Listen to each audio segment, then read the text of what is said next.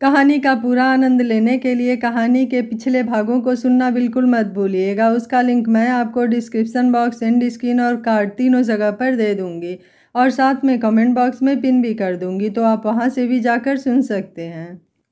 तान्या अपने आंखों से आंसू पोंछती है और संजय के सामने खड़ी होकर अपने कपड़े निकालने लगती है। संजय जब उसको ये करते देखता है तो उसको कुछ समझ नहीं आता। वो उसको ऐसा करने से रोकता है, बोलता है ये तुम क्या कर रही हो। तान्या उसकी तरफ देखते हुए अपने कपड़ों को थोड़ा नीचे करती है और बोलती है, आपको जानना था ना कि क्या गलत हुआ था मेरे साथ, मेरी क्या मजबूरी थी, तो देखिए ये थी मेरी मजबूरी। संजय ने अपने आंखों को बंद कर लिया था। तान्या ने फिर कहा, देखिए मुझे, देखिए मेरी तरफ। संजय अपनी आंखें खोलता है। वो अपने सामने तान्या के शरीर को देखता है जिस पर बहुत सारे दाग बने हुए थे। उनको देखकर वो पूरी तरह से टूट जाता है। उसके अंदर जैसे दुख का सैलाब उमड़ आया हो। उसने तुरंत सामने रखे चादर को उठाया और उससे तान्या को ढक दिया। उसने उसको गले से लगा लिया और कुछ देर तक वैसे ही लगाया रहा, जैसे वो खुद को समेटने की कोशिश कर रहा हो। तान्या बस बोले जा रही थी, मैंने उसे धोखा नहीं दिया, और फिर वो भी धीरे धीरे शांत हो गई। तान्या को संजय के बाहों में बहुत सुकून मिल रहा था। वो अपने आप को पता नहीं क्यों पर उसकी बाहों में बहुत महफूज महसूस कर रही थी। कुछ देर के बाद संजय ने उसको अपने गले से लगाए हुए बोला, किसने किया है ये? उसकी आवाज़ लड़खड़ा रही थी। वो अपने आप को रोने से रोक रहा था शायद। बताओ मुझे। उसकी आंखों में खून उतर आया था। बताओ मुझे, सब कुछ जानना है, सब कुछ। तान्या उसको सुन रही थी। उसने मन ही मन कहा, क्या संजय रो रहे हैं? उसने तान्या की तरफ देखा, उसके आंखों में देखते हुए बोला, बताओ मुझे किसने किया है ये? मैं वादा करता हूँ उसको मैं मौत से भी ज़्यादा बुरी सज़ा दूंगा। उन्हें बर्बाद करके रख दूंगा, चाहे वो कोई भी हो। उसको मुझसे अब कोई नहीं बचा पाएगा। तान्या हैरान नज़रों से संजय को देखती है। उसकी आंखों में आंसू भर आता है। शायद ये पहली बार था जब उसे किसी ने उसको अपनेपन का एहसास कराया था, इतना महफूज महसूस कराया हो, किसी ने उसके लिए बदला लेने की बात कही हो। तान्या संजय के बेड पर बैठ जाती है और संजय उसके सामने रखे चेयर पर। संजय शांत भाव से तान्या को देखने लगता है। तान्या अपना सर नीचे करके बोलना शुरू करती है, मेरा जन्म दिल्ली शहर के एक जाने माने खानदान में हुआ था। मैं जब पैदा हुई तो मेरे परिवार में सब बहुत खुश हुए। मेरे दादाजी ने तो पूरे अस्पताल को ही सर पर उठा लिया था। उनकी एक बेटी थी जो बहुत ही छोटी उम्र में गुजर गई थी। उनका नाम तान्या था। दादाजी बोलते थे कि मेरी आंखें बिल्कुल उन पर गई है, इसलिए उन्होंने मेरा नाम तान्या रख दिया। मेरे परिवार में मम्मी पापा, दादी दादा, मेरा बड़ा भाई, हम सब थे। मेरी माँ एक बहुत ही नॉर्मल परिवार से थी। उन्होंने अपनी पढ़ाई का खर्चा खुद से उठाया था और वो मेरे पापा के साथ उनके ही कॉलेज में पढ़ती थी। मेरे पापा से उनकी बिल्कुल भी नहीं बनती थी। वो हमेशा झगड़ा किया करते थे। लेकिन मेरे पापा कब मम्मी से प्यार करने लगे उनको पता ही नहीं चला, और मेरी माँ शादी से पहले ही प्रेग्नेंट हो गई। जब ये बात दादाजी को पता चली तो पहले तो वो बहुत नाराज़ हुए, फिर उन्होंने मम्मी को एक्सेप्ट कर लिया। लेकिन नानी के परिवार ने मम्मी से सारे रिश्ते तोड़ लिए। उनकी नज़र में मम्मी ने जो किया था वो पाप था। मेरे दादाजी और दादी जी ने मेरी मम्मी को बहुत प्यार दिया। मेरे पैदा होने के बाद मेरी कुंडली हमारे कुल के पंडित जी को भेजी गई। उन्होंने बताया कि इस लड़की के सितारे बहुत ही ज़्यादा स्ट्रांग हैं, लेकिन इसकी ज़िंदगी आसान नहीं होने वाली है। मेरे दादाजी इस बात से बहुत ज़्यादा दुखी हुए। उन्होंने उस दिन से मेरे आगे पीछे नौकरों की लाइन लगा दी। मेरे लिए कई तरह के क्लासेस के इंतज़ाम कर दिए जिससे मुझे घर से बाहर न जाना पड़े। वो नहीं चाहते थे कि मैं स्कूल जाऊं। उन्हें डर लगता था कि किसी ने मुझे अगर परेशान किया तो। उस वक्त मेरे घर के बगल में एक लड़का रहता था। वो बहुत ही अकड़ू था। वो छोटी छोटी बात पर मुझसे लड़ता था, मुझे बहुत चिढ़ाता था, लेकिन फिर हमारे बीच धीरे धीरे दोस्ती हो गई। मेरे पापा मुझे रात में चाँद सितारों की कहानियाँ सुनाते थे। मुझे चाँद बचपन से ही बहुत प्यारा लगता था। फिर एक दिन मैंने मेरे दोस्त के साथ चाँद को देखा और तब से पापा हम दोनों को साथ में ही चाँद दिखाते थे। लेकिन एक दिन मेरा वो दोस्त कहीं चला गया। उसके जाने के बाद मुझे बिल्कुल भी अच्छा नहीं लगता था। मुझे हमेशा उसकी याद आती थी। तो मेरी माँ ने मुझे पियानो बजाना सिखाना शुरू कर दिया। मेरी माँ को पियानो बजाना बहुत पसंद था। फिर मेरी ज़िंदगी में वो काली अंधेरी रात आई जिसको मैं चाहकर भी भूल नहीं सकती। उसने मुझसे मेरा सब कुछ छीन लिया। जब मैं 10 साल की थी, मैं छत पर बैठकर चाँद को देख रही थी। अचानक से मेरे घर में चीखने चिल्लाने की आवाज़ें सुनाई देने लगी। तभी मेरे पापा भागते हुए ऊपर आए। उनके शरीर पर जलने के निशान थे।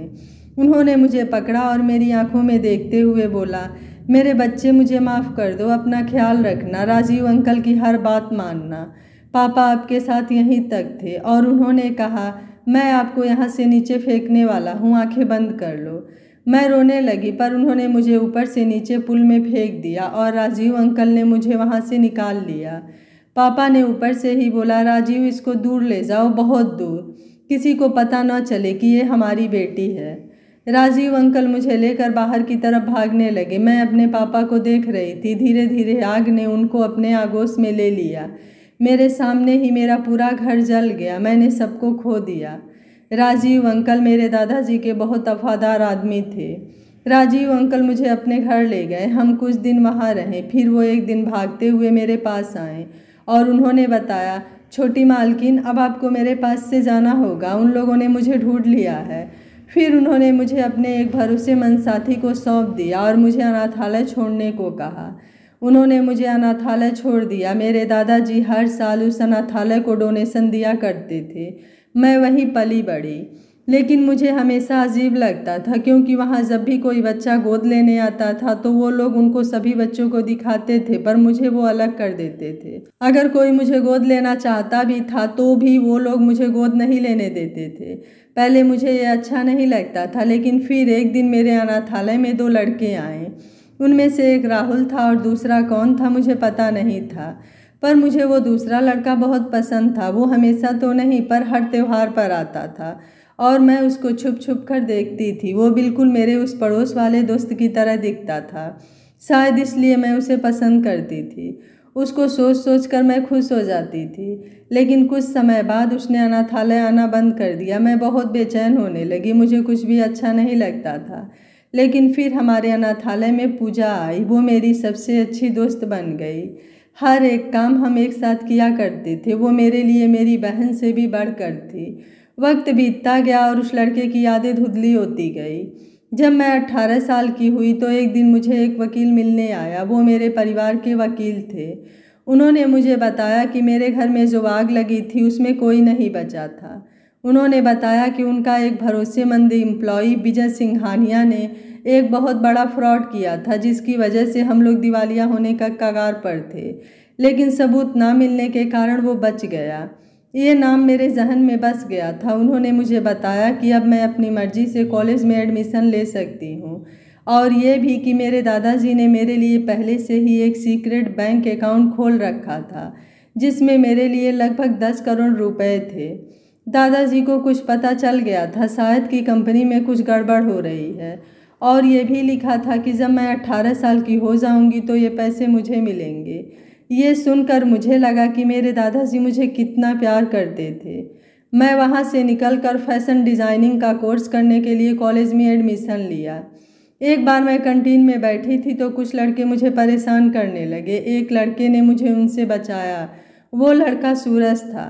सूरज अपने गलत एक्टिविटी के कारण पूरे कॉलेज में फेमस था, तो मैं उससे दूर ही रहती थी। एक दिन सूरज राहुल के साथ कॉफ़ी पीने कैंटीन आया और वहीं पर एक बार फिर मेरी मुलाकात राहुल से हुई। वो वहाँ से MBA कर रहा था। हम दोनों में दोस्ती हो गई। मैं अक्सर उन लोगों के घर जाया करती थी। अगर कोई मुझे परेशान करता था तो मैं कुछ नहीं बोलती, लेकिन राहुल मुझे हमेशा सबसे बचाता था और इस बात के लिए मेरा मजाक भी उड़ाता था। मैं राहुल को पसंद करने लगी थी और राहुल भी मुझसे प्यार करने लगा था। एक दिन हम सब, मैं, पूजा, सूरज, राहुल और राहुल सूरज के कुछ फ्रेंड, हम लोग नाइट आउट के लिए बाहर गए थे। वहीं पर मैं पहली बार सनाया से मिली। वो सूरज की दोस्त थी और वो राहुल को पसंद करती थी। मुझे ये नहीं पता था। उस दिन पहली बार सूरज ने मेरे और राहुल के बीच गलतफहमी के बीज बोए थे। उसने मुझे कॉल किया और अपने कैंप में बुलाया। जब मैं वहाँ गई तो उसने चक्कर आने का बहाना किया और मेरे कंधे पर सिर रखकर खड़ा हो गया। तभी सनाया राहुल को लेकर वहाँ आ गई और जानबूझकर बोली, क्या यार, ये सब करना था तो कम से कम बाहर कोई वार्निंग तो लगा देते। मैंने सब राहुल को देखा तो उसे सब समझाया और सूरज ने भी समझाया कि जैसा तुम सोच रहे हो वैसा कुछ नहीं है। राहुल नाराज़ हो गया, वो बाहर चला गया। मैं भी उसको समझाने गई तो उसने मुझसे एक बात कही, तुम मुझसे कभी अपने नज़रें ना चुराना, अगर कभी ऐसा किया तो मैं समझ जाऊंगा कि जो मैंने देखा वो सच था और तुमने जो बोला वो झूठ। मैं तुम्हारे किसी भी बात पर विश्वास नहीं करूँगा। फिर उसने मुझे गले से लगा लिया। मुझे राहुल की ये बात छू गई कि उसे अपने आंखों देखी सच्चाई से ज़्यादा मेरे आंखों की सच्चाई पर भरोसा है। फिर सूरज भी मेरे पास आया और उसने भी माफ़ी मांगी और बोला कि उसने जानबूझकर नहीं किया था। मैंने भी उसे माफ़ कर दिया। लेकिन पूजा मुझे हमेशा से ही सूरज से दूर रहने को बोलती थी। मुझे लगता था कि वो मुझे लेकर बहुत प्रोटेक्टिव है इसलिए बोलती है, तो मैं उसकी बात को हंसी में टाल देती थी। इसी तरह वक्त बीतता गया। सूरज और सनाया ने ऐसे ही मेरे और राहुल के बीच गलतफहमियां पैदा करने की कोशिश करते रहे, लेकिन राहुल हमेशा ही मुझ पर विश्वास करता था। मुझे नहीं पता था कि सूरज ऐसा क्यों करता था, लेकिन जब तक राहुल मुझ पर यकीन करता था मुझे कोई डर नहीं था।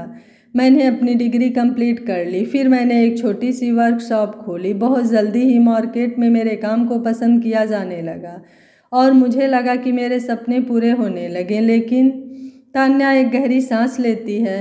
संजय बोलता है लेकिन क्या, और तान्या आगे बोलती है, सब कुछ ठीक चल रहा था। फिर राहुल के डैड ने अपनी कंपनी अपने बेटों के नाम करने की सोची। राहुल के बड़े होने की वजह से उसे कंपनी का सीईओ बनाने की बात कही। सूरज को ये बात बिल्कुल अच्छी नहीं लगी। उसे लगा कि उसके सौतेला होने की वजह से उसके डैड उसके साथ ऐसा कर रहे हैं। उसने राहुल से सब कुछ छीन लेने की सोच ली। उस दिन से वो गलत कामों में उतर आया। उसने खुद की कंपनी बना ली। कंपनी तो बस दिखाने के लिए थी, उसकी आड़ में वो सभी तरीके के गलत काम करने लगा। सब उससे डरते थे, इसलिए वो कभी पकड़ा नहीं गया। वो राहुल से नफरत करता था, लेकिन वो राहुल को ये दिखाता था कि वो उससे सबसे ज़्यादा प्यार करता है। वो उससे सब कुछ छीन लेना चाहता था और ये वो जानता था कि राहुल सबसे ज़्यादा मुझसे प्यार करता है, तो वो सबसे पहले मुझे उससे दूर करना चाहता था। फिर वो हर बार कुछ ऐसा करता कि राहुल और मेरे बीच झगड़े होने लगे, लेकिन फिर हम दोनों एक साथ हो जाते थे। सनाया को ये बात बिल्कुल भी अच्छी नहीं लगती थी, तो उसने राहुल से कहा कि तुम्हें नहीं लगता कि तान्या आजकल कुछ ज़्यादा ही सूरज के साथ रहती है? ऐसा लगता है वो तुम्हारी नहीं उसकी गर्लफ्रेंड है। पर राहुल को मेरे और सूरज पर पूरा विश्वास था। सूरज पर तो वो आंख मूंद कर भरोसा करता था। वो हमेशा कहता था कि सूरज जिस तरीके का लड़का है, अगर वो मुझसे इतना प्यार नहीं करता तो वो मुझे कब का बर्बाद करने की कोशिश कर रहा होता। लेकिन मेरा सूरज ऐसा नहीं है, वो मुझसे बहुत ज़्यादा प्यार करता है। इसलिए राहुल ने कहा, बकवास मत करो। वो दोनों फैशन इंडस्ट्री से रिलेटेड सेक्टर में काम करते हैं और कंपनीज के बीच ऐसे एग्रीमेंट होते रहते हैं जिससे उन्हें मिलकर काम करना पड़ता है। कुछ समय के बाद राहुल और मैंने शादी की बात सोची। राहुल ने मेरी कुंडली और अपनी कुंडली पंडित जी के पास भेजी।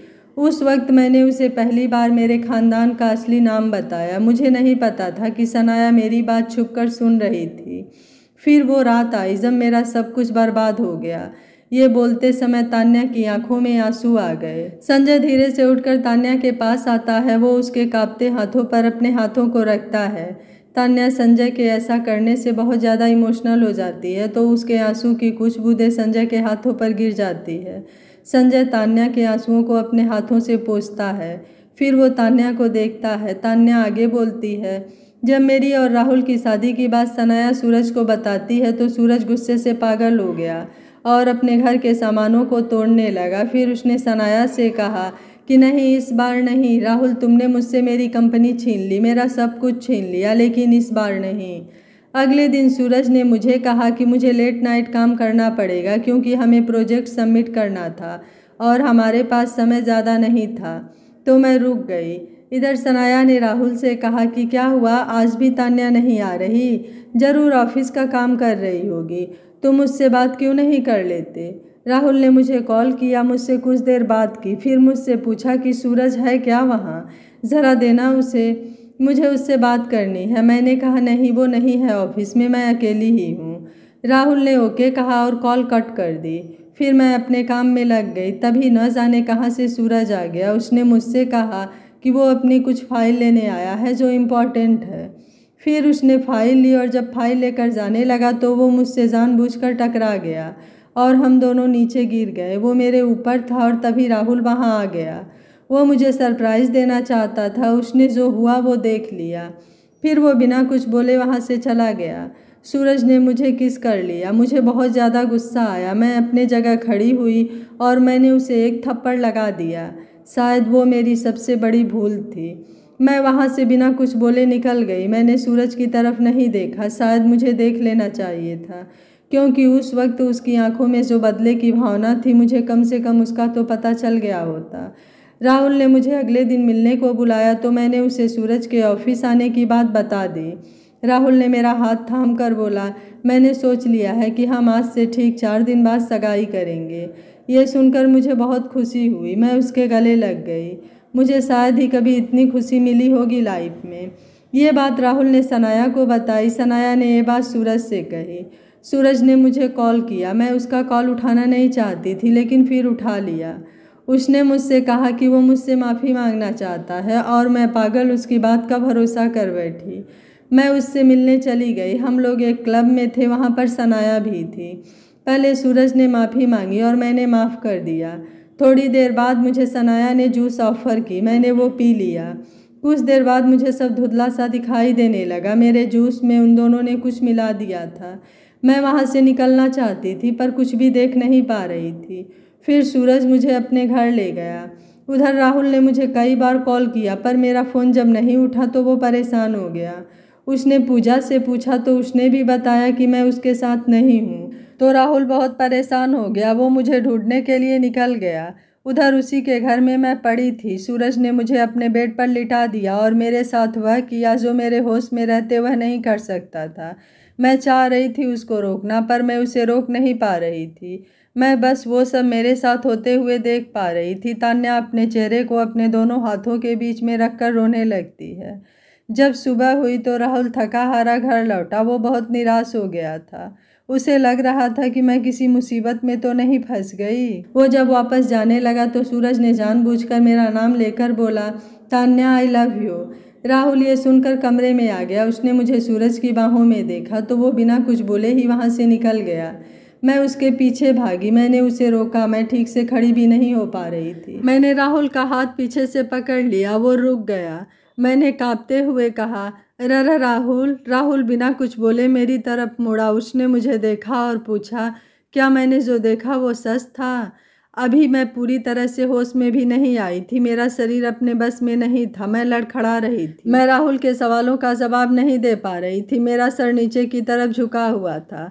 मुझे उसकी आवाज़ में तकलीफ सुनाई दे रही थी। जब मैंने कुछ नहीं कहा तो उसने कहा, इसका मतलब मैंने जो देखा वो सच था। फिर उसने अपना हाथ मुझसे छुड़ा लिया और बस इतना कहा, तुमने मेरे साथ ऐसा क्यों किया? उसकी आवाज़ बता रही थी कि वो अंदर से टूट गया था। देखो तनु, मुझे दर्द हो रहा है, यहाँ बहुत ज़्यादा दर्द हो रहा है। मैं खुद को संभाल नहीं पाऊँगा। प्लीज़ तनु, कह दो मैंने जो देखा वो झूठ था, वो झूठ था। मैं अपनी सारी हिम्मत बटोर कर उसको सब कुछ बताने ही वाली थी कि तभी सूरज वहाँ आ गया और उसने राहुल से कहा, भाई मुझे माफ़ कर दो। कल हम दोनों बहुत नशे में थे और तान्या ने मुझे कहा कि वो मुझे पसंद करती है तो मैं भी बहक गया। मुझे माफ़ कर दो भाई। राहुल ये सुनकर वहाँ से तुरंत चला गया। मैं उसके पीछे भागी लेकिन उसने मुड़कर भी नहीं देखा। मैं लड़खड़ा कर वहीं गिर गई और रोने लगी। तभी सूरज आया और मेरे सामने हंसते हुए कहा कि ये मुझे थप्पड़ मारने की सज़ा थी, अब तुम मेरी हो। ये सुनकर मैंने उसे एक और थप्पड़ लगा दिया तो वो गुस्से से पागल हो गया। उसने मुझे बालों से पकड़ा और घसीटते हुए अपने कमरे में ले गया और उसने मेरे साथ फिर से गलत किया। उसने बोला कि अगर मैं फिर कभी राहुल के करीब गई तो वो राहुल को बर्बाद कर देगा और पूजा के साथ भी वही सब करेगा। मैं डर गई। उसने 2 दिन तक मुझे अपने घर में कैद रखा। फिर मैं बेहोश हो गई। जब मैं होश में आई तो देखा कि वो वहाँ नहीं था। मेरे पूरे शरीर पर सिर्फ घाव के निशान थे। मैं वहाँ से भाग निकली। मैं पूजा के पास गई। उसने मुझसे कहा कि मुझे ये देश छोड़कर दूसरी जगह चले जाना चाहिए क्योंकि राहुल बाहर गया है और सूरज मुझे परेशान करने के लिए कुछ भी करेगा। मैंने कई बार राहुल को कॉल किया। उसने एक बार उठाया और कहा कि वो मुझसे कोई रिश्ता नहीं रखना चाहता है और उससे आगे कुछ बोलती तब तक उसने कॉल कट कर दिया। मुझे पूजा की बात सही लगी। मैंने कहा कि हम कल चलेंगे। अगले दिन जब मैं और पूजा एयरपोर्ट के लिए निकले तो एक वैन में कुछ आदमी आए और मुझे उन्होंने उठा लिया। वो मुझे एक कमरे में लेकर गए। मैं बहुत ज़्यादा डरी हुई थी। मुझे लगा कि ये सूरज के आदमी होंगे, लेकिन वो कोई और था। मैं उसको नहीं जानती थी। उसने मुझे देखा और मेरा असली नाम लिया।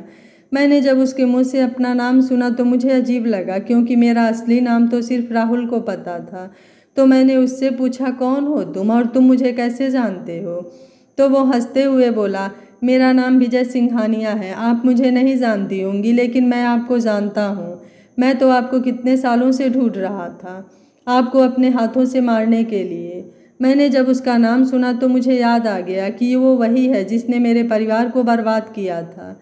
मैंने उससे कहा कि मैं तुम्हें कैसे भूल सकती हूँ, वो तुम ही थे जिसकी वजह से मेरा परिवार बर्बाद हो गया और उन्हें खुदकुशी करनी पड़ी। इस बात पर वो पागलों की तरह हंसने लगा और बोला, क्या कहा तुमने? खुदकुशी? तुम भी बाकी दुनिया वालों के बातों पर विश्वास करती हो। उन्होंने खुदकुशी नहीं की, उन्हें मैंने मारा है, अपने हाथों से मारा है उन्हें। मैंने जब ये सुना तो मेरा मन किया कि मैं उसको उसी तरह से जलाकर मार डालूं, पर मैंने उससे सब कुछ जानने का फैसला किया। इसलिए मैंने उससे पूछा कि तुमने ऐसा क्यों किया? तो वो बोला, बदला लेने के लिए। मैंने फिर पूछा, कैसा बदला? तो उसने बताया कि मेरी माँ, मेरे पापा और वो तीनों एक ही कॉलेज में साथ पढ़ते थे। मेरी माँ को वो पसंद करता था, लेकिन मेरी माँ नहीं करती थी। उन्होंने मेरे पापा से शादी कर ली और उसे लगा कि वो अमीर नहीं है, इसलिए मेरी माँ ने उसे छोड़ दिया था। उसने मेरे पापा को बर्बाद करने की ठान ली और उसने मेरे पापा की कंपनी में काम करना शुरू कर दिया और धीरे धीरे उसने पैसों का फ्रॉड करना शुरू कर दिया। हमारी कंपनी का दिवालिया निकलने वाला था। फिर वो मेरे घर आया और उसने मेरी माँ को उसके साथ चलने को कहा। मेरी माँ ने उससे मना किया जाने को, तो उसने उनको मारा और उनको खींच कर अपने साथ ले जाने लगा। मेरे दादाजी ने जब ये देखा तो वो उसकी तरफ बढ़े, तो उसने उनको सीढ़ियों से धक्का दे दिया। फिर उसने हमारे घर में आग लगा दी। मेरी माँ ने जब सबको आग में जलते देखा तो वो उसको धक्का देकर अंदर की तरफ चली गई और वो भी बाकियों के साथ जल गई। फिर वो बोला, लेकिन तुम बच गई। मैं तो तुम्हारे बारे में भूल ही गया था, लेकिन जब तुम्हारी याद आई तो तुम वहाँ थी ही नहीं। मैंने तो तुम्हें खोजना शुरू कर दिया। फिर मुझे राजीव की याद आई, लेकिन वो तो बहुत ज़्यादा वफादार निकला। उसने तुम्हें छुपा दिया। मैंने उसे बहुत टॉर्चर किया, लेकिन उसने तुम्हारा पता नहीं बताया। मैंने तो सोच लिया था कि तुम मर गई होगी, लेकिन फिर सनाया ने मुझे तुम्हारे बारे में बताया। जब उसने तुम्हारा नाम लिया तो मैं खुद को तुम्हारे बारे में पता लगाने से रोक नहीं पाया। फिर मैंने अनाथालय के कुछ लोगों को उठा लिया तो उन्होंने सारी सच्चाई बता दी। फिर मुझे सुकून मिला कि आखिर तुम्हारी मौत भी मेरे ही हाथों होनी लिखी है। तुम दिखती तो अपने माँ के जैसी हो, लेकिन आदत तुम्हारे बाप की है, दूसरों के प्यार को चुराने की। लेकिन मैं उसके साथ वो सब फिर से नहीं होने दूंगा।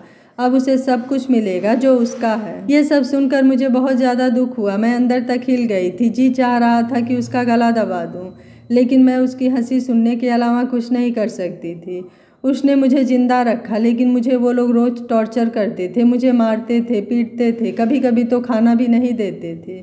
फिर 6 दिन बाद एक लड़का आया। उसने मुझे देखा। शायद उसको मुझे टॉर्चर करने के लिए भेजा गया था, लेकिन उसने मेरा रेप करने की कोशिश की। मैंने अपने बचाव के लिए उस पर एक लोहे की रॉड से वार कर दिया और समय देखकर वहाँ से भाग निकली। मैंने कैसे भी करके पूजा से कांटेक्ट किया। मैं और पूजा दोनों अपने एक दोस्त के वहाँ छुप गए।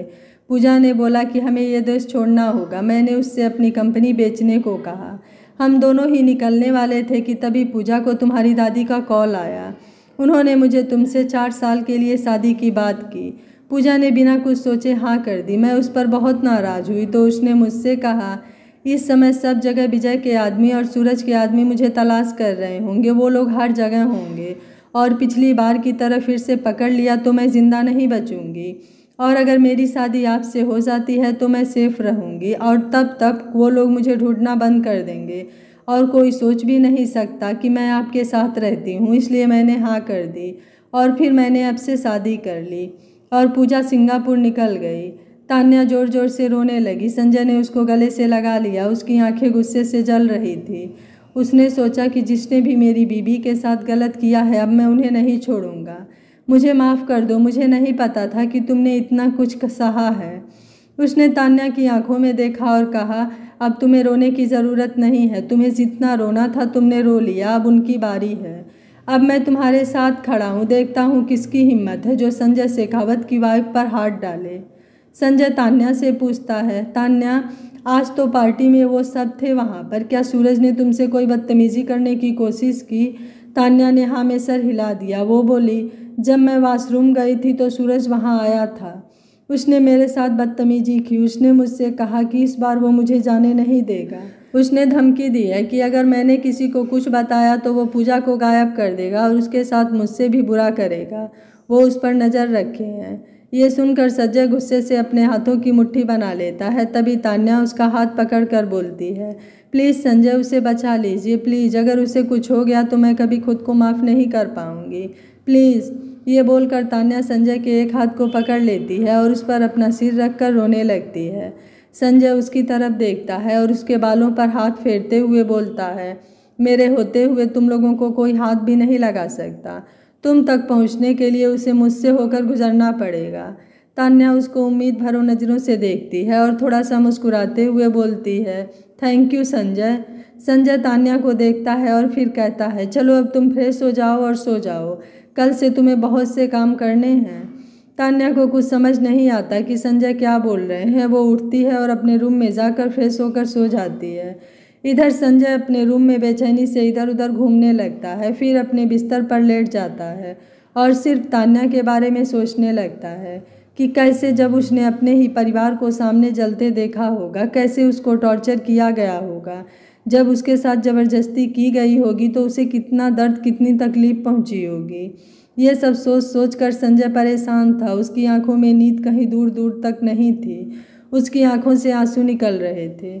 उसने सोने की बहुत कोशिश की लेकिन वो सो नहीं पाया, तो वो तान्या को देखने चला गया। तान्या अपने कमरे में सो रही थी। संजय कमरे के दरवाजे पर खड़ा होकर बस तान्या को देखे जा रहा था। शायद ऐसे ही उसको सुकून मिल रहा था। तभी तान्या चिल्लाते हुए जग गई, नहीं पूजा। संजय उसके पास ही खड़ा था। वो जल्दी से भागकर तान्या के पास पहुंचा। उसने तान्या को पानी दिया। तान्या पूरा पसीने से भीग गई थी। वो संजय के गले से लग गई और बोली, मैं ठीक हूँ, मैं ठीक हूँ। संजय उसको बोलता है, तुम घबराओ नहीं, हम कल ही पूजा को एक सुरक्षित जगह भेज देंगे। तान्या ये सुनकर थोड़ा आराम महसूस करती है। तभी संजय तान्या से पूछता है, तान्या तुमने अपने पूरा नाम नहीं बताया, आखिर तुम किस परिवार से हो? मेरा सब कुछ जानना ज़रूरी है। तान्या एक गहरी सांस लेती है और कहती है, ओबेरॉय, मैं ओबेरॉय परिवार से हूँ, मेरा पूरा नाम तान्या ओबेरॉय है। यह सुनकर संजय को एक झटका लगता है। वो तुरंत ही तान्या से दूर हो जाता है और उसको हैरानी भरे निगाहों से देखता है और फिर उसके दोनों कंधों को अपने हाथों से पकड़ लेता है और पूछता है, क्या तुम्हारे दादाजी का नाम शेखर ओबेरॉय था? तान्या संजय की तरफ नहीं देखती है और वो अपना हाँ में सिर हिला देती है। संजय जब उसका जवाब हाँ में सुनता है तो उसका हाथ कांपने लगता है। उसको खुद की आंखों पर यकीन नहीं होता। वो जिसको इतने सालों से ढूंढ रहा था वो उसके पास थी, न जाने कितने दिनों से उसके सामने थी। संजय खुशी से तान्या को अपने गले लगा लेता है। तान्या संजय के इस व्यवहार से एकदम सरप्राइज हो जाती है। संजय उसको गले लगाकर बोलता है, तुम जिंदा हो, तुम जिंदा हो, मैंने तुम्हें कहाँ कहाँ नहीं ढूंढा, मुझे लगा था मैंने तुम्हें खो दिया। उसके आंखों से आंसू गिरने लगते हैं। तान्या ये सब सुनकर हैरान हो जाती है। उसे समझ नहीं आता कि संजय क्या बोल रहे हैं। वो संजय से पूछती है, मैं कुछ समझी नहीं, आप मुझे क्यों ढूंढ रहे थे? क्या आप मुझे जानते हैं? संजय तान्या की तरफ देखता है, फिर कहता है, तुमने मुझे नहीं पहचाना? बिल्कुल भी नहीं। देखो देखो मुझे, क्या तुमको मैं जाना पहचाना नहीं लगता हूँ? तान्या मन ही मन सोचती है, मैंने तो कभी संजय को शादी से पहले देखा नहीं था, फिर ये मुझे कैसे जानते हैं? तान्या ना में सिर हिला देती है। संजय थोड़ा मायूस होता है और फिर थोड़ा सा मुँह बनाकर बोलता है, अच्छा तो बताओ कब अपना प्रॉमिस पूरा कर रही हो? कब तुम मुझे अपने साथ चाँद पर ले जा रही हो?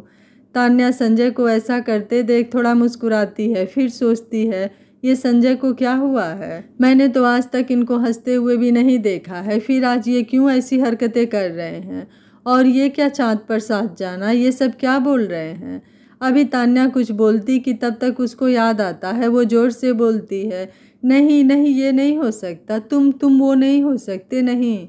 उसकी आंखों में खुशी के आंसू आ जाते हैं। वो उसको ऐसा करते देख संजय समझ जाता है कि उसको याद आ गया है। वो आंखों में आंसू लिए अपनी बाहों को खोलकर खड़ा हो जाता है। वो बोलता है, हाँ मैं वही हूँ, तुम्हारा बचपन का दोस्त। तान्या की खुशी का ठिकाना नहीं रहता है। वो दौड़कर संजय के गले लग जाती है। दोनों के आंखों में वर्षों की जुदाई के बाद के मिलने की खुशी के आंसू थे। तान्या बोली, तुम मुझे छोड़कर क्यों चले गए थे? पता है मैं कितना रोती थी तुम्हारे लिए। मेरे एक तुम ही तो दोस्त थे। संजय उसको अपने से दूर करता है और उसको अपने साथ आंगन में ले जाता है और दोनों झूलों पर बैठ जाते हैं और चाँद को देखने लगते हैं। चाँद को देखते हुए दोनों को बहुत सुकून मिलता है। वो दोनों एक दूसरे के तरफ देखते हैं। फिर संजय चाँद की तरफ देखते हुए बोलता है, पता है मेरे मम्मी पापा बचपन से ही मुझसे दूर लंदन में रहते थे। मैं अपने दादी के साथ रहता था। मम्मी कभी कभी मुझसे मिलने आ जाती थी, पर पापा नहीं आते थे। वो हमेशा अपने बिजनेस में बिजी रहते थे। मैं उनको बहुत ज़्यादा मिस करता था। एक दिन मैं ऐसे ही अपने घर की छत पर खेल रहा था। मैंने तब पहली बार तुम्हें और तुम्हारे पापा को साथ में देखा था। वो तुमसे कितने प्यार से बातें कर रहे थे, कैसे वो तुमको अपनी गोद में बिठाकर चाँद को दिखा रहे थे। मुझे तुमसे जलन होने लगी। मैं रोज़ तुमको छुप छुप कर देखता था। फिर एक दिन तुम मेरे सामने आई। तुमने मुझसे बहुत प्यार से अपने साथ खेलने को बोला, लेकिन मैं तुमसे जलता था, इसलिए तुम्हारी चोटी पकड़कर खींच दी और तुम रोने लगी। तुमने मुझे गुस्से में बंदर बुलाया। मुझे बहुत गुस्सा आया। जब मैंने दादी को ये बात बताई तो वो मुझ पर खूब हंसी। फिर मेरी तुमसे धीरे धीरे दोस्ती हो गई। फिर तुम्हारे बर्थडे के दिन मैंने तुम्हारे लिए एक प्रेजेंट लिया था। मैं तैयार होकर तुम्हारे घर के लिए निकल रहा था, लेकिन तभी एक कॉल आया जिसमें बताया गया कि मेरे मम्मी पापा का एक्सीडेंट हो गया है। हम तुरंत लंदन के लिए निकल गए। वहाँ जाने के बाद मुझे पता चला कि मैंने मेरे मम्मी और पापा दोनों लोगों को खो दिया है। अब मेरे पास दादी के अलावा कोई और नहीं था और दादी को बिजनेस संभालना था। ये बहुत मुश्किल था मेरे दादी के लिए, लेकिन उन्होंने मेरे लिए सब कुछ बर्दाश्त किया। हम लंदन शिफ्ट हो गए। मुझे तुम्हारी बहुत याद आती थी और अंकल की। कुछ सालों बाद मैं तुमसे मिलने इंडिया आया। यहाँ आकर मुझे तुम्हारे मौत की खबर मिली। मैं तो टूट ही गया था। मेरी बस एक ही तो दोस्त थी और मैंने उसे भी खो दिया था। लेकिन फिर मुझे पता चला कि जितनी भी लाशें मिली थी उसमें से कोई भी किसी छोटी बच्ची की नहीं थी। तब मुझे कुछ उम्मीदें मिली। मैंने तुम्हारी तलाश शुरू कर दी, लेकिन तुम मुझे कहीं नहीं मिली। मैं कई अनाथालयों में भी गया, लेकिन तुम्हारा कुछ भी पता नहीं चला। फिर दादी के खराब तबीयत की खबर मिली। मैं वापस लंदन चला गया। बाद में मैंने बिजनेस को इंडिया में सेटल कर लिया। तान्या सिर्फ संजय को देख रही थी। संजय उसको अपने तरफ यूं प्यार से देखता देखकर उसके दिल की धड़कनें तेज हो गई। वो धीरे धीरे उसकी तरफ झुकने लगा। तान्या वहाँ से उठ गई और अपने रूम में जाने लगी। वो बोली, रात बहुत हो गई है, मुझे सोना चाहिए। संजय बस उसको देख रहा था। तान्या जब वहाँ से चली गई तो संजय ने खुद से कहा, बहुत इंतज़ार किया है तुम्हारा, अब मिली हो। अब मैं तुम्हें अपने पास से कहीं नहीं जाने दूंगा और तुम्हारे साथ जिसने भी गलत किया है उसको मैं कभी नहीं छोड़ूंगा। अब मैं दुनिया को असली तान्या शेखावत से मिलाऊंगा, मेरी वाइफ से। ये बोलते समय उसके चेहरे पर एक अलग ही मुस्कान थी। उधर सूरज, सनाया और विजय संघानिया तीनों एक साथ एक कमरे में बैठे थे। सनाया ने कहा, नहीं ये नहीं हो सकता। एक बार फिर वही, फिर से वही मुँह मनहूस मेरी ज़िंदगी से चली क्यों नहीं जाती है। आज फिर एक बार उसने मेरे राहुल को मुझसे दूर कर दिया। पापा पापा, आपने तो कहा था कि वो कहीं डर कर भाग गई है, शायद किसी दूसरे देश। वो फिर कभी लौट कर नहीं आएगी, तो फिर वो कहाँ से आ गई। सनाया अपने पिता की तान्या के परिवार से दुश्मनी के बारे में नहीं जानती थी। वो तो बस इतना चाहती थी कि उसके पापा तान्या को इतना टॉर्चर करें कि वो राहुल से हमेशा हमेशा के लिए दूर चली जाए। और विजय भी नहीं चाहता था कि उसकी बेटी उसके खूंखार रूप के बारे में जाने और उससे डरने लगे। विजय ने कहा, मुझे नहीं लगा था कि वो वापस आएगी, और वो भी संजय शेखावत की बीबी बनकर। संजय के होते हुए अब हम कुछ भी नहीं कर सकते हैं। अब तो बस हम इतना ही मना सकते हैं कि उसने कुछ भी संजय को न बताया हो। अगर ऐसा हुआ तो फिर हम में से कोई भी नहीं बचेगा, हम सब बर्बाद हो जाएंगे। सूरज उन लोगों की बातें ध्यान से सुन रहा था। फिर उसने कहा कि वो कुछ नहीं बताएगी। उसकी बात सुनकर सनाया बोली, नहीं बताएगी? तुम ये इतना कॉन्फिडेंस से कैसे बोल सकते हो? सूरज उसकी तरफ मुड़ता है और एक मुस्कुराहट के साथ बोलता है, क्योंकि उसकी कमज़ोरी मेरे हाथों में है, और अगर वो बता भी देगी तो क्या बताएगी वो? यही कि वो उसकी पत्नी है, पर वो पहले भी किसी और के साथ हो चुकी है। या फिर ये बताएगी उसका उसी के बेस्ट फ्रेंड के साथ अफेयर था और उसने उसको धोखा दिया था। कौन सा पति ये सब जानने के बाद उसका साथ देगा? और संजय तो राहुल को इतना मानता है कि अगर उसको ये पता चला कि वो लड़की है जिसने राहुल को धोखा दिया, जिसकी वजह से उसने खुदकुशी करने की कोशिश की, तो वो तो खुद ही उसको अपने हाथों से मार डालेगा। वो ऐसी गलती कभी नहीं करेगी, बिल्कुल भी नहीं। इसलिए रिलैक्स रहो और अपने अपने घर जाकर आराम से सो जाओ। सूरज की बात सुनकर सनाया और विजय अपने घर चले जाते हैं। सुबह सुबह संजय लिविंग रूम में बैठा था। तान्या भी तैयार होकर लिविंग रूम में आई। संजय ने तान्या को देखकर गुड मॉर्निंग कहा, एक हल्के से मुस्कान के साथ। तान्या संजय को मुस्कुराता देख कुछ पल के लिए उसकी मुस्कुराहट में ही खो सी गई और एकटक बस संजय को देखने लगी। संजय ने जब तान्या का कोई जवाब नहीं सुना तो उसने तान्या को पुकारा, तान्या तान्या। तब जाके तान्या होश में आई। संजय ने जानबूझकर मजाक करते हुए कहा, अब मैं इतना भी स्मार्ट नहीं हूँ जो तुम मुझे यूं बिना पलके झपकाए देखे जा रही हो। उसकी बात सुनकर तान्या शर्म से लाल हो गई। तान्या को इस तरह शर्माते देख संजय ने बात बदलते हुए कहा, मैंने अपने आदमियों से कह दिया है कि वो पूजा को मेरे लंदन के विला में शिफ्ट कर दे, बिना किसी के नज़र में आए। तान्या ने जब ये सुना तो वो संजय की तरफ देखते हुए उत्सुकता से बोली, क्या क्या सच में? वो कब तक लंदन पहुँचेगी? मैं कब उससे बात कर पाऊँगी? मुझे उससे बात किए हुए काफ़ी समय हो गया है। उसको यूं खुश होता देख संजय बहुत खुश हो गया। वो आराम से शांत लहजे में सोफे पर बैठे हुए बोला, एक बार जब वो सिंगापुर की फ़्लाइट में बैठ जाएगी तो वो पूरी तरह से सुरक्षित हो जाएगी।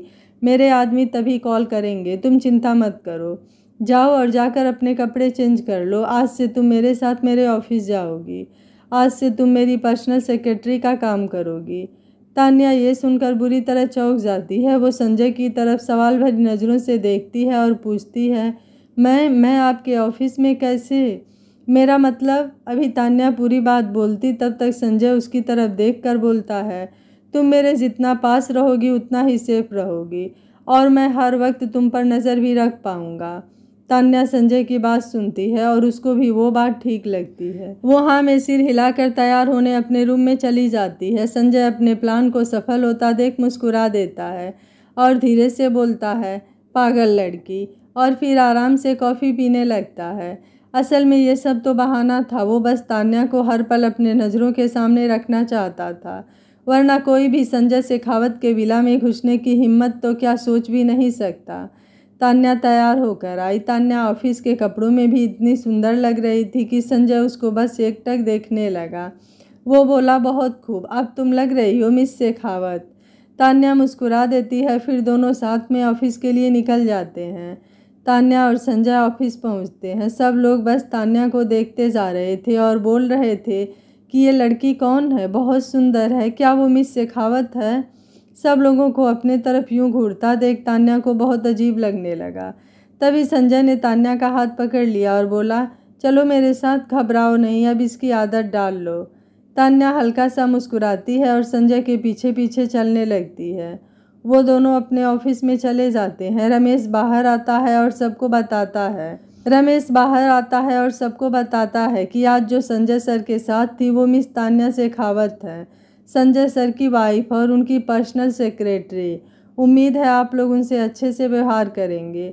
जब ये बात अमीषा को पता चलती है तो वो गुस्से से संजय के ऑफिस में चली जाती है और जाकर तान्या के सामने खड़ी हो जाती है और संजय से कहती है कि क्या ये सच है संजय कि ये तुम्हारी पर्सनल सेक्रेटरी है? संजय उसके इस तरीके के व्यवहार से बहुत नाराज़ हुआ, फिर भी उसने हाँ में सिर हिला दिया। अमीषा मुस्कुराई और तान्या की तरफ देखकर बोली, तुम खुद को कितना मासूम दिखाती हो, पर हो कितनी चालाक। आखिर कितने लोगों को फंसा रखा है तुमने अपने इस रूप के जाल में? हाँ, तुम्हें क्या लगता है तुम्हारी सच्चाई किसी को पता नहीं है? संजय उसकी बात सुनता है और वो गुस्सा हो जाता है और गुस्से से बोलता है, अमीषा, अपने ज़बान को लगाम दो, सोच समझ कर बोलो कि तुम क्या बोल रही हो। अमीषा संजय की तरफ देखती है और बोलती है, क्यों क्यों दूँ मैं अपनी ज़बान को लगाम? आखिर मैंने क्या गलत किया है? मैंने जो भी किया था बस तुमको पाने के लिए। मैंने कभी तुम्हारे सिवा किसी और की चाहत नहीं की। जब मैंने तुम्हें मुझसे दूर जाते देखा तो मुझसे बर्दाश्त नहीं हुआ और मैंने वो सब किया। मानती हूँ कि मैं गलत थी, तुमने उसकी सज़ा भी मुझे दी, मुझे अपनी ज़िंदगी से निकाल दिया, लेकिन मैं तुम्हें बर्बाद होने नहीं दूँगी। मैं इसका असली चेहरा तुमको दिखाना चाहती हूँ, जो मैंने कल रात में पार्टी में देखा था। ये सुनकर संजय थोड़ा आराम से बैठ गया और बोला, क्या क्या देखा था तुमने? कुछ भी बोलने से पहले ये जान लेना कि तुम जो भी कहोगी उसका सबूत तुम्हारे पास होना चाहिए। इस बात पर अमीषा घमंड से तान्या की तरफ देखती है और अपना फ़ोन निकाल कर संजय को देती है। उसमें एक वीडियो था। अमीषा बोली, कल मैंने जब तान्या को वॉशरूम जाते हुए देखा, फिर थोड़ी देर बाद सूरज रॉय को भी उसी वॉशरूम में जाते देखा, तो मैंने उसका पीछा किया तो मुझे ये देखने को मिला। वो ये बोलकर तान्या की तरफ मुड़ी, लेकिन तान्या को शांत देखकर वो चौंक गई। फिर उसने मन ही मन सोचा, हाँ हाँ दिखा लो कि तुमको कोई फ़र्क नहीं पड़ता, पर संजय को पड़ता है। अब बताएगा वो तुम्हें। ये सोचकर वो मुस्कुराने लगी। संजय वीडियो को देखने लगा। उसमें कोई आवाज़ नहीं था, पर उसमें संजय ने देखा कि कैसे तान्या सूरज से बचने के लिए भागी और सूरज ने उसे अपने बाहों में जकड़ लिया। कैसे वो उसकी बाहों से छूटने की कोशिश कर रही थी और रो रही थी और वो हंसे जा रहा था। ये देखकर संजय का पारा 7वें आसमान पर चला गया। उसने अमीषा का मोबाइल फर्श पर फेंक दिया और गुस्से से अमीषा पर चिल्लाया, निकल जाओ यहाँ से और फिर कभी यहाँ लौट कर मत आना। अमीषा संजय के गुस्से से डर गई और बिना कुछ बोले ही ऑफिस के बाहर चली गई। वो गुस्से में तो थी, पर वो मुस्कुराई और बोली, अब कौन बचाएगा तुम्हें तान्या, और वहाँ से चली गई। तान्या संजय के इस गुस्से से डर गई। उसको डरा हुआ देख संजय ने अपने गुस्से को काबू किया और उसके सामने जाकर अपने घुटनों पर बैठ गया और उसने तान्या के हाथों को अपने हाथों में लिया और बोला, मुझे माफ़ कर दो, मैं कल तुम्हारे साथ होते हुए भी तुम्हें बचा नहीं पाया। उसने तुम्हें छुआ मेरे रहते हुए, मैं अपने आप को कभी माफ़ नहीं कर पाऊँगा। तान्या संजय की तरफ देखती है और बोलती है, गुस्सा तो मुझे भी बहुत आया, लेकिन मैं क्या करती, बचपन से लेकर आज तक मैं सिर्फ सहती आई हूँ। मेरे पास मेरे सच्चाई के अलावा कुछ भी नहीं है। संजय उसको देखता है और बोलता है, क्या तुम भूल गई कि तुम किस खानदान की बेटी हो? क्या तुम भूल गई कि तुम्हारे अंदर किसका खून दौड़ रहा है? क्या तुम भूल गई कि तुम्हारा जन्म ही लोगों पर राज करने के लिए हुआ है? तान्या संजय की बातों को बहुत ही भावुक होकर सुन रही थी। क्या होगा विजय सिंघानिया और सूरज की अगली चाल? क्या राहुल के सच्चाई जानने के बाद तान्या राहुल के पास वापस चली जाएगी? क्या संजय तान्या के गुनाहगारों को सज़ा दिला पाएगा, या फिर तान्या की ज़िंदगी में अभी मुश्किलों का दौर थमा नहीं है? संजय शेखावत के होते हुए और मुश्किलें आ जाएंगी? जानने के लिए सुनिए कहानी का अगला भाग। अगर आपको कहानी अच्छी लग रही हो तो वीडियो को लाइक, शेयर एंड चैनल को सब्सक्राइब कर लीजिएगा। मिलते हैं कहानी के अगले भाग में।